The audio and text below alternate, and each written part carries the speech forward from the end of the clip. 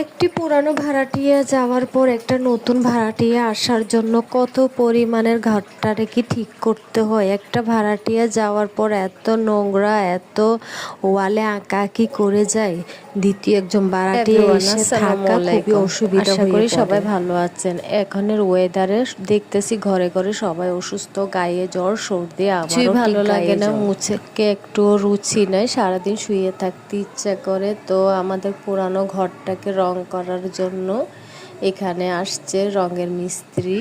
রঙের মিস্ত্রিকে কি বলবো, এক প্রকার ডাকাত। 2 দিনের কাজ ওনারা 5 দিন করে করে, আস্তে ধীরে করে ছোট্ট একটা বাসা রং করতে ওনারা 5 দিন সময় নিচ্ছে। আর একদিনের মজুরি হিসাবে নিচ্ছে 1200 টাকা করে, তাও সকাল 10টা থেকে বিকেল 5টা পর্যন্ত। এর মধ্যে আর কোনো কাজই করবে না।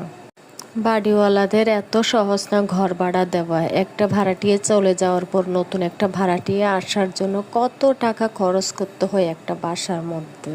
আর ওনারা হচ্ছে রং করা চাচা, ওনারাই ঘরটাকে রং করতেছে। ঘরের মধ্যে লাগবে 10,000 টাকার রং, ওনারা কিনে ফেলে 12,000 টাকার রং, অর্ধেক অপচয় করে। ঘরের মধ্যে অফ হোয়াইট কালারটা দেওয়া হয়েছে, আর জানালায় তারপর ব্যালকনির গ্রিলে দেওয়া হয়েছে কালো রং। কেমন হয়েছে প্লিজ কমেন্টে জানাবেন। আসলে কালারটা আমি চয়েস করে দিলাম।